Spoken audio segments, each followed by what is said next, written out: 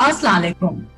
आज की duty queen हमेशा की तरह एक बाकमाल शख्सियत, तकरीबन निस्फ सदी से वाबस्तगी है उनकी शोबा सहाफत से। बुनियादी और तवील तर वाबस्तगी तो प्रिंट मीडिया से है, लेकिन इलेक्ट्रॉनिक मीडिया के लिए भी उनका नाम नया नहीं। एक खास बात उनकी ये है कि इतनी सीनियर होने के बावजूद इंतहाई मिलनसार और बहुत ही इंकिसार है उनकी तबीयत में। बहुत अच्छी मेंटोर हैं और मसला किसी का भी हो उसके हक के लिए आवाज उठाने के लिए हमेशा तैयार नजर आती हैं। मेरी बहुत ही पसंदीदा सहाफ़ी हैं, खास है कि मैंने अपनी मुख्तलिफ कैपेसिटीज में एक मीडिया प्रैक्टिशनर होने के नाते, एक एक्टिविस्ट होने के नाते और एक सिविल सोसाइटी की मेंबर होने के नाते मैंने उनको जहां भी देखा यही समझा कि उनको सिर्फ अपनी ड्यूटी से वास्ता है, न सताइश की तमन्ना है, न सिले की परवाह है। बहुत ही मुनफरिद, बहुत ही प्रोफेशनल, बहुत ही जबरदस्त सहाफ़ी, आज की ड्यूटी क्वीन फौजिया शाहिद साहिबा। अस्सलाम वालेकुम फौजिया। वालेकुम अस्सलाम। प्रिया, आपने हमें वक्त दिया और आप इस पॉडकास्ट सीरीज का हिस्सा बनी। मैं अब क्या कहूँ, जब शख्सियत इतनी बड़ी हो और सफर इतना तवील हो तो तारुफ कराना बड़ा इम्तिहान हो जाता है। तो मैं आपसे गुजारिश करूंगी कि ये जो निस्फ सदी का किस्सा है, तो इसको अगर आप चंद जुमलों में समोना चाहें और फौजिया शाहिद अपने आप को मुतारिफ कराना चाहें, तो आज 2021 में वो क्या कहना चाहेंगे? मैं तो देखिए सिर्फ अपने बारे में तो ये जानती हूँ कि सिर्फ एक सहाफ़ी हूँ और इसके अलावा कुछ नहीं। और मैं हमेशा कहती हूँ मुझे सिर्फ लिखना बोलना आता है, और जाहिर है कि मास्टर ऑफ नन होते हैं हम, लेकिन जैक ऑफ ऑल ट्रेड हैं। और अल्लाह का बहुत शुक्र है कि मैं तकरीबन तमाम जो इस किस्म के मेरे लाइफ में तजर्बात रहे, मैं उसमें कामयाब ही नहीं हुई, बल्कि बहुत ज़्यादा उसमें थोड़ी सर फहरिस्त भी रही। ये आप लोगों की मोहब्बत है। एक प्रोफेशन से जो हम लोगों ने जब ज्वाइन किया था, तो वो सिर्फ एक तस्वीर के लिए या उसके शोहरत के लिए नहीं था, बल्कि एक एम के लिए था। और मैं समझती हूँ कि मैंने अपने तौर पे वो एम हासिल करने की कोशिश की, कुछ सिखाने की कोशिश की। और जिस तरह भी आपने कहा 32 इयर्स तो मुझे यकीनन इसमें प्रिंट मीडिया से है, लेकिन 12-13 साल मुझे एक ऐसे इलेक्ट्रॉनिक मीडिया में कंट्रोलर एंड कंटेंट एडिटर के तौर पे भी जिम्मेदारी करना पड़ी। बिल्कुल सही, बिल्कुल सही। और फौजिया साहब, आपने उस जमाने में सहाफत को ज्वाइन किया जब खवातीन सहाफियों का नाम भी नहीं लिखा जाता था, बल्कि लेडी रिपोर्टर्स लिख दिया जाता था या तारुफ ये कहकर कराया जाता था। तो बहुत सारी आपने तब्दीलियां देखी होंगी और बहुत अच्छी तब्दीलियां भी हैं, कुछ ज्यादा डिजायरेबल नहीं हैं। और एक लफ्ज जो है वो अब भी बहुत से माइंडसेट्स को डराता है, वो है एम्पावरमेंट, खातून के एम्पावरमेंट। तो मैं आपसे जानना चाहूंगी कि आपका बहैसियत एक पाकिस्तानी औरत, बहैसियत एक प्रोफेशनल सहाफ़ी, ख़वातीन की एम्पावरमेंट का आपके नज़दीक क्या मतलब है?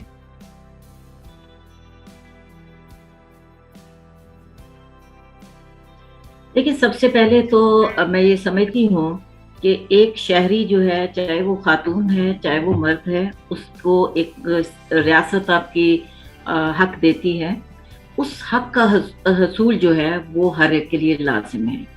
अब वो औरत की जो एम्पावरमेंट है, जिस तरह भी आपने कहा कि मैंने तो सबसे पहले ये किया, ये 1981-82 की बात है कि मैंने उस वक्त ये कहा था कि ये लेडी रिपोर्टर ख़त्म कर दिया जाए। और मैंने एक बाकायदा सेमिनार में ये किया और आहिस्ता आहिस्ता इसमें कमी भी आई। और मैं आपको सिर्फ ये बता दूं, मैंने लेडी रिपोर्टर आज तक कभी अपने साथ नहीं लिखा। और इस वजह से भी मैं बाकी ख़वातीन से भी यही कहती हूँ कि आप जर्नलिस्ट हैं तो बस जर्नलिस्ट हैं। या तो हमने कभी कहा हो कि मैन रिपोर्टर भी होता है तो फिर तो जायज़ बात है, लेकिन ये है कि ये भी एक एम्पावरमेंट की बात होती है, अपनी बात, अपनी हैसियत को एज ए प्रोफेशनल बनवाना। तो ये एक मैं समझती हूँ कि औरत को सबसे पहले तो ये ज़रूरी है कि वो अपनी हैसियत को یہ صرف جینڈر اس میں پڑے بغیر منوایا جائے، یہ ہم نہیں کہتے. دیکھیے مجھے بینگ اے ویمن میں بہت پراؤڈ ہوتی ہوں اپنے پہ، میری ایک اپنی جو پہچان ہے اس کو میں نے کبھی ڈینائی نہیں کیا.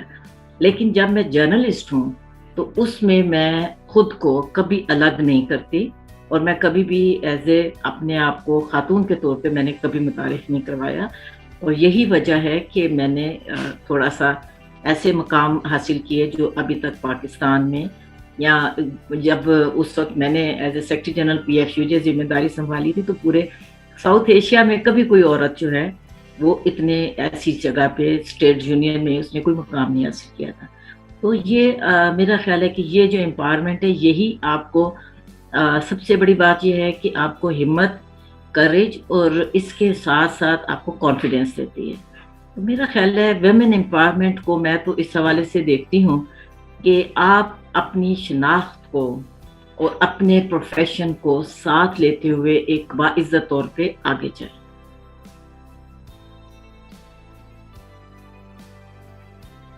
اب ہماری جو اسکل ہے، جو جرنلزم ہے، جرنلزم کے لیے میں جو بھی خواتین بھی آتی ہیں، ایون جو نئے جرنلسٹ آتے ہیں، ان کو میں ایک بات کہتی ہوں کہ اپنے آپ کو اکوپڈ کرنا ہوتا ہے ہر پروفیشن کے لیے.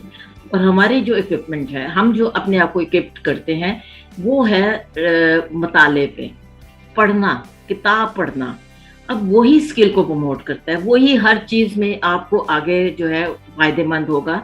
اگر آپ نے فائنینشلی بھی اگر بات کریں تو اس کی بھی بنیاد کیا آ جائے گی، وہ بھی آپ کے علم پہ آ جائے گی. وہ بھی آپ نے کچھ حاصل کرنا ہے. کوئی علم ایسا بھی ہو سکتا ہے جو اس کو ہم ٹیکنیکل اسکل کی بات کرتے ہیں، بہت سے ایسے علوم ہوتے ہیں کہ وہ خواتین اس کو استعمال کر کے. لیکن پرابلم ہماری یہ ہے کہ ہماری سوسائٹی میں عورت کو ہم نے ابھی تک گھر کی جو ملازمہ ہے اس کے طور پہ تو ایکسیپٹ کر لیا ہے. ہر گھر بڑے فخر سے کہتا ہے کہ جی ہمارے گھر میڈ جو ہے وہ آتی ہے، اس کو تو ہم بہت فخر سے ہر شخص جو ہے وہ کرے گا. لیکن اگر اس کی وہ باس ہو جائے گی یا اس سے کوئی ہو جائے گا تو ایک پرابلم آ رہا ہے. میں تھوڑی سی لکی رہی، مجھے میرا خیال ہے اس کو میں تھوڑا سا اپنا الگ کر لیتی ہوں. میں لکی رہی کہ میں زیادہ تر باس کی حیثیت سے رہی، لیکن مجھے ان کو برداشت کرنا پڑا. ان کو اس وجہ سے برداشت مجھے کرنا پڑا کہ میں نے اپنے آپ کو کبھی ایسی اس سطح پہ میں نہیں گئی، علم کی سطح پہ، کہ مجھے کہیں لیک کروں. میں نے اپنے آپ کو اتنا اپ ٹو ڈیٹ رکھا ہر علم میں. جو بھی مجھے اگر فرض کیا کہ میں جب ایز اے طویل عرصہ میں نے ایز اے چیف رپورٹر کیا، اب چیف رپورٹر کے لیے مجھے ہر رپورٹر سے جب کام لینا ہے تو میں نے اتنا اپنے آپ کو تیار رکھا کہ کسی رپورٹر کو مجھے دھوکہ دینے کی ضرورت نہ پڑے. اکثر کرتے ہیں گولی دینا جس کو کہا جاتا ہے، سب دیتے ہیں، لیکن میں اس لحاظ سے لکی رہی کہ مجھے کوئی گولی نہیں دے سکا. تو میں یہ سمجھتی ہوں کہ خواتین کو خاص طور پہ اپنے ہر پروفیشن میں اتنا ساؤنڈ ہونا چاہیے کہ وہ اس کو بہتر طور پہ ڈیلیور کریں. اسی سے ہی وہ ان کی جو بھی ارننگ کی بات کر لیجئے، یا جیسے ہمارے پروفیشن میں بہت مشکل ہے، آپ کو بھی معلوم ہے، طویل عرصہ ہم جدوجہد کرتے رہتے ہیں تنخواہوں کے حوالے سے. لیکن لکیلی یہاں جو خواتین ہیں جو اپنے آپ کو ایک بہتر طور پہ منواتی ہیں، ان کے تھوڑے سے فائنینشیل پرابلمس کم ہوئے ہیں. وہ اپنا ایک بہتر طور پہ ڈیلیور کرتی ہیں اپنے پروفیشن میں، اور بہتر طور پہ جو بھی ہے مقابلے میں رہتی ہیں. کبھی یہ نہیں ہوتا کہ خواتین کو سیلری کم ملے یا کچھ.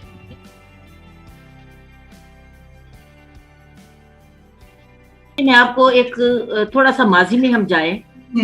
اسی ملک میں ابھی یہ 10 سال پہلے کی بات ہے، 2008 کے بعد جو ایک حکومت آئی، اس میں ہم نے خواتین کو دیکھا جو پارلیمنٹیرینز بڑی تعداد میں آئی تھی. ان میں ہم نے ان کو دیکھا کہ وہ ایک بڑی سکیل کے ساتھ اور بڑی قوت کے ساتھ آئی پارلیمنٹ میں.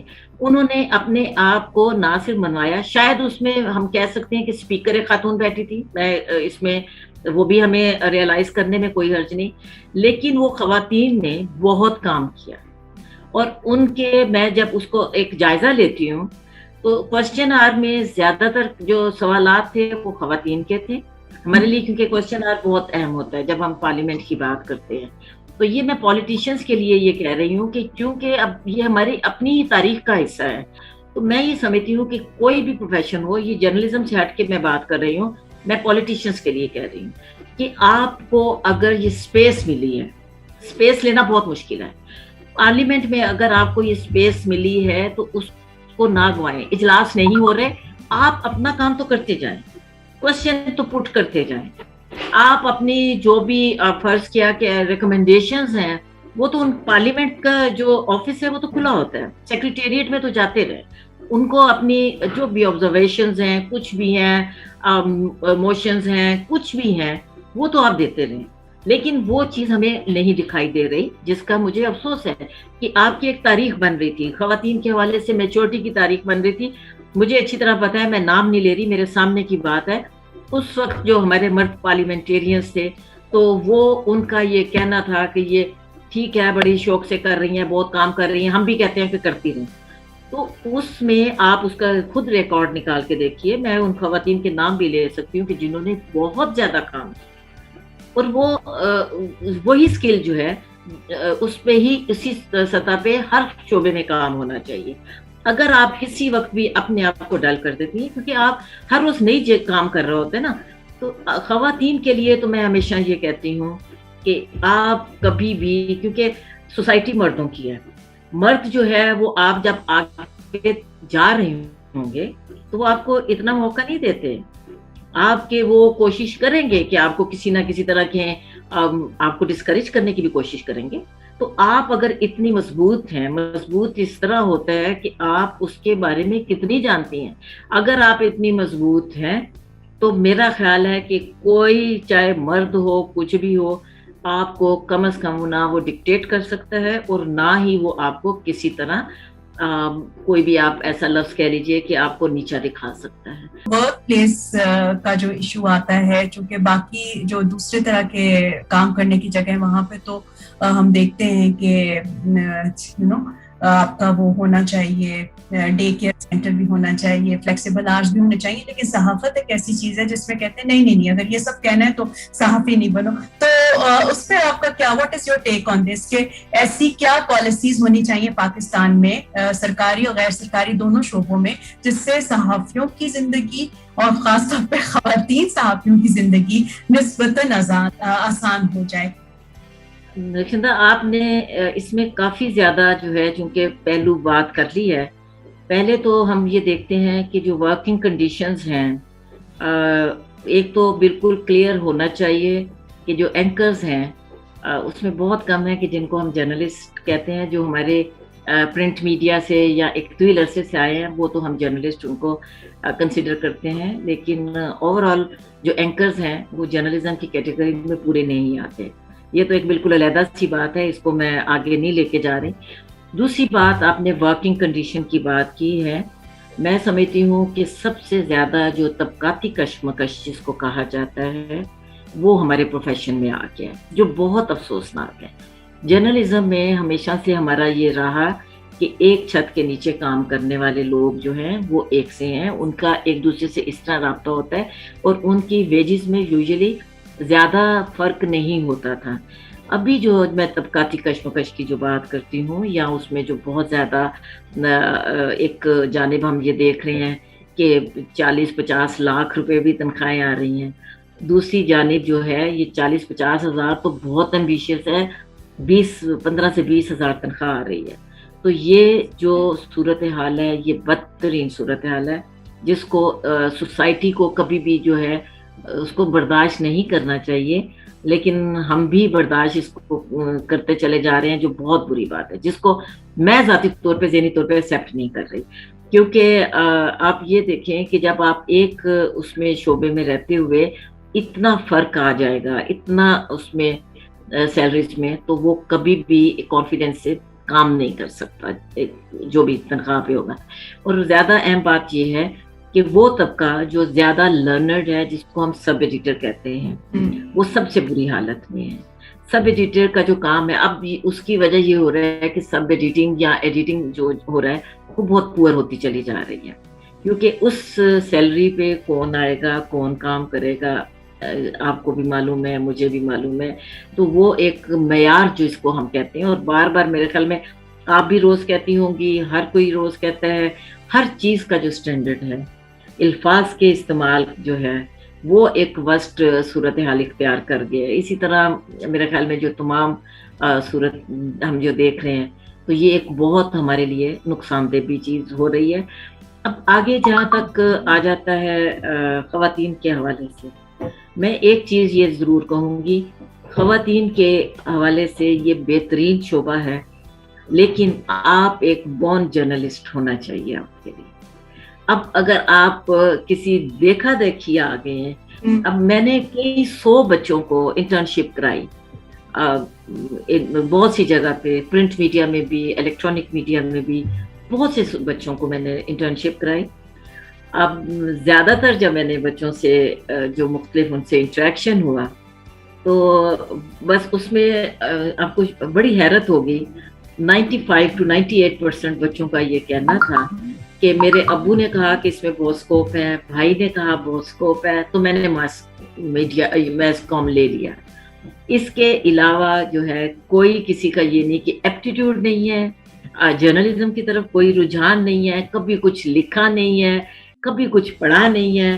کئی دفعہ میں نے پوچھا کہ کسی جرنلسٹ کو پڑھا ہو، کس جرنلسٹ کو جانتے ہیں، تو ان کا ایک ہی سوال ہوتا ہے، 2-4 جو اینکر ہیں ان کے علاوہ وہ کسی کو نہیں جانتے. تو یہ ایک زیادہ خوشی کی بات نہیں ہے میرے لیے، لیکن یہ ہے کہ جب نام لیں کہ فلاں فلاں لوگوں کو آپ نے پڑھا، چراغ حسن حسرت کو پڑھا، مولانا حسرت موہانی کو پڑھا یا کچھ، تو وہ کہتے ہیں وہ کون ہے.